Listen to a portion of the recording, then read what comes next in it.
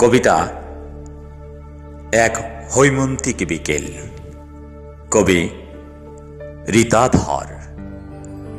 আবৃত্তি করছি ইকবাল হাসান তুহিন। হেমন্তের শেষ বিকেলে তোমার জন্য অপেক্ষায় ছিলাম আমি।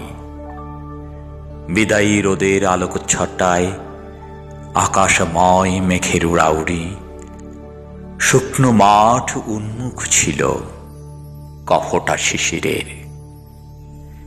বাউলের এক তারায় ঋতুবৈচিত্র্যের গান আর রাখালের মাসির সুরে পরিযায়ী পাখিরা ভিড় করেছিল ছাতিমের ডালে। সবুজ মাঠে এখন হিমেল হাওয়ার ঢেউ। পাতা ঝরা হেমন্ত, বাউলের মাটির সুর, পথের ধারে আকন্দ ফুলের ঝাড় তোমাকে নিয়ে এলো আমার কবিতার পাতায়। সন্ধ্যার শিশির ভেজা পাতার আড়াল থেকে আমার কবিতায় ছড়ে পড়ল অবারিত জ্যোৎস্না। ম্লান হলো শিউলির গোপন ব্যথা, শস্যের মাঠ আর একজোড়া ধান শালিক হেমন্তের মাঠে রেখেছিল কিছু বর্ণময় শব্দের শুভাশিস।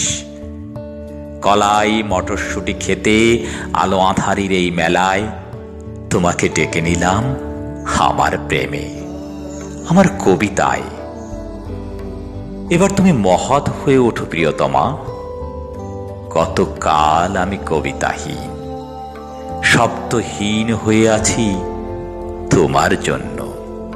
তুমি সূর্য হও, স্বর্গের আলো হও, প্রার্থনার শব্দ হও, আমাকে তুমি শব্দ শেখাও, অবারিত ভালোবাসা শেখাও। আমি কবি হই, আমার কবিতার ঈশ্বর।